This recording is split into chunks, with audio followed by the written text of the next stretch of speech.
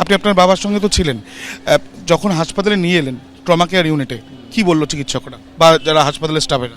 তারা তো বেসিক যে ট্রিটমেন্ট আছে সেটা তারা করেছিল। তো তারপরে প্রথমে তো ব্লাড বেরাচ্ছিল, তো যে মেডিসিনগুলো ছিল, ব্রিদিং প্রবলেম ছিল আর ব্রিথ করলে নাক দিয়ে ব্লাড বেরাচ্ছিল।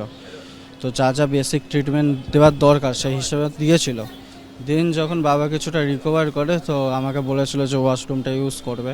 তো যে আমরা যাদের সাথে কথা বলছিলাম, বাবার যে চেক আপটা করছিল আর কি, তো তাকে যখন বললাম তো সে বলল ঠিক আছে বাইরে যাও গিয়ে করি। এই ট্রমা কেয়ার ইউনিটের মধ্যে বাথরুম নেই? না, সেরকম তো কোনো কিছু ওপরের ফ্লোরে বা অন্য কোথাও কিছু তো ওরকম ছিল না। আমাকে বাইরের দিকে দেখিয়েছিল, তো দেন বাবাকে নিয়ে বাইরে বেরিয়েছিলাম। তারপর কি হলো? বাবাকে নিয়ে গেলাম কোনো মতে বাবা উপরে, দেন বাবার বডিটা ছেড়ে দিল। আর তারপরে মানে বাথরুমে? হ্যাঁ, বাথরুমে পা পিছলে গিয়েছে? কিছু হয়নি, নিজের থেকে শরীরটা অসুস্থ যেহেতু ছিল তো একেই, তো ভারটা আমার ওপর দিয়ে দিয়েছিল। তা আপনি আবার এখানে নিয়ে এলেন? হ্যাঁ, আবার এখানে ট্রলি করে নিয়ে এসেছিলাম, নিয়ে এনে দেন ওখানে রেড জোনেতে ঢোকালো। চিকিৎসকরা তখন কি বলেন এখানে একটা বাথরুম হলে তাহলে ওনার হয়তো, আপনার কি মনে হচ্ছে মানে কি কারণে মৃত্যু? এই না হাঁটলেই কি ভালো হতো? হ্যাঁ, অতটা শরীরের ওপর ধকলটা পড়ে গেল যেহেতু এখান থেকে এতটা, আমাদের জন্য ঠিক আছে কিন্তু বাবা তো অসুস্থ, ট্রেস নিয়ে আসার বেলা তো অ্যাম্বুলেন্সে এনেছে, হ্যাঁ, কিন্তু বাথরুমে যেতে হলো পায়ে, মানে বিল্ডিং এর থেকে বাইরে পেয়ে নিউজ টয়লেট। হ্যাঁ। হাসপাতালের এখানেও কি একটা গাফিলতির জায়গায় মনে করছেন? আপনি তো ছেলে। অবশ্যই, কারণ এতটা পেশেন্টের ওপর ধকল, বাড়ির লোকে তো মেন্টাল স্ট্রেস থাকেই, সমস্ত ডিসিশন ঠিকভাবে নেওয়া যায় না। দেন যেহেতু আমাকে ওভাবে ডাইরেক্ট করা হলো যে আমাকে বাইরে গিয়ে ওখান থেকে ইউজ করাতে, পেন ইউজ টয়লেটটা ইউজ করাতে, তো আমাকে যেতে হলো। বাবার শরীরের পক্ষেও ধকলটা পড়ার পরেই তো এই রেজাল্টটা আসলো। যদি ঠিকঠাক গাইড থাকতো বা এখানে কোনো ব্যবস্থা থাকতো, সেইগুলো যদি ঠিকভাবে পেতাম তাহলে আজ হয়তো এটা হতো না। এই রে, বাথরুমে নিয়ে যেতে বলেছিল কি, ডাক্তার নাকি অন্য কোনো স্টাফ? এখানে ডাক্তারই, সেই তখন আমাকে বললো যে বাইরে নিয়ে যাও, নিয়ে গিয়ে পরে আউটডোরে দেখিয়ে নিও। অদ্ভুত ঘটনা এটাই, ট্রমা কেয়ার বিল্ডিং এর একেবারে গ্রাউন্ড ফ্লোরের সামনেই হাতের নাগালেই কিন্তু রয়েছে ওয়াশরুম, কিন্তু সেখানে তালা মারা, কারণ সংস্কারের কাজ হচ্ছে আর সেই কারণে তা রোগীদের ব্যবহারের অযোগ্য।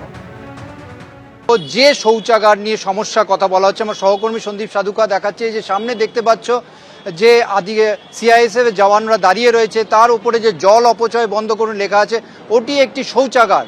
এই শৌচাগারে মূলত আমরা যেটা দেখতে পাচ্ছি যে শৌচাগারে তালা দেওয়া আছে, এবং এই শৌচাগার তালা দেওয়া আছে কারণ এই শৌচাগার মূলত ব্যবহার করেন চিকিৎসকরা।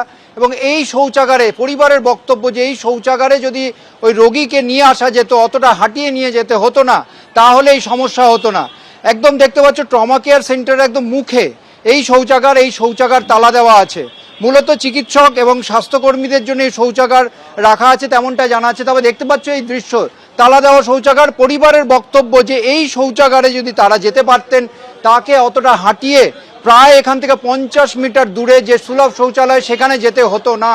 কিন্তু এই শৌচাগারটা কেন তালাবন্ধ, যেটা কর্তৃপক্ষের বক্তব্য যে এখানে বৃহত্তর শৌচাগার বড় অংশের আছে, কিন্তু সেইটাকে সংস্কার করা হচ্ছে, সেই কারণে এই শৌচাগার বন্ধ।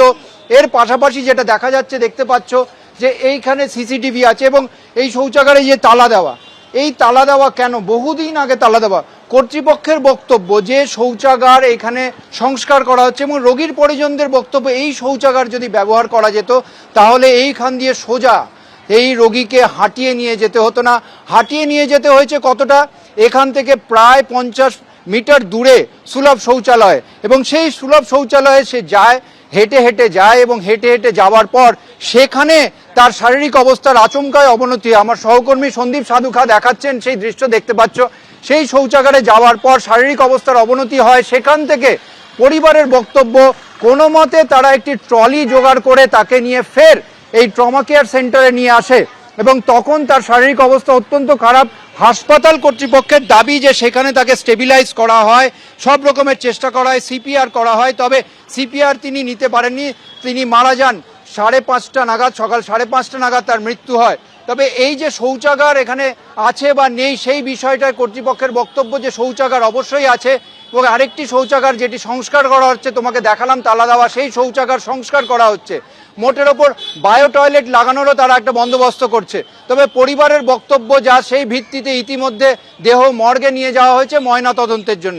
এর পাশাপাশি তোমাকে জানিয়ে রাখবো, অরূপ বন্দ্যোপাধ্যায় যার মৃত্যু হয়েছিল লিফটে আটকে গিয়েছে এই অভিযোগ, সেইটাকে কেন্দ্র করে 3 জায়গা থেকে যে রিপোর্ট, সেই রিপোর্ট ইতিমধ্যে আরজিকর কর্তৃপক্ষের কাছে জমা পড়েছে। 3 জায়গার রিপোর্টের মধ্যে একটি রিপোর্ট হচ্ছে সিআইএসএফ এর তরফ থেকে, একটি রিপোর্ট হচ্ছে ইআরএস এর তরফ থেকে এবং একটি রিপোর্ট হচ্ছে পিডব্লিউডি ইলেকট্রিক্যাল।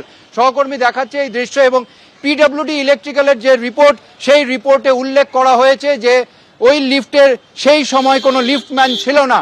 এবং এই সমস্ত বিষয়ে 3টে রিপোর্ট কর্তৃপক্ষ, আরজিকর কর্তৃপক্ষ আজকে স্বাস্থ্য ভবনে জমা দিচ্ছে তেমনটাই জানা যাচ্ছে।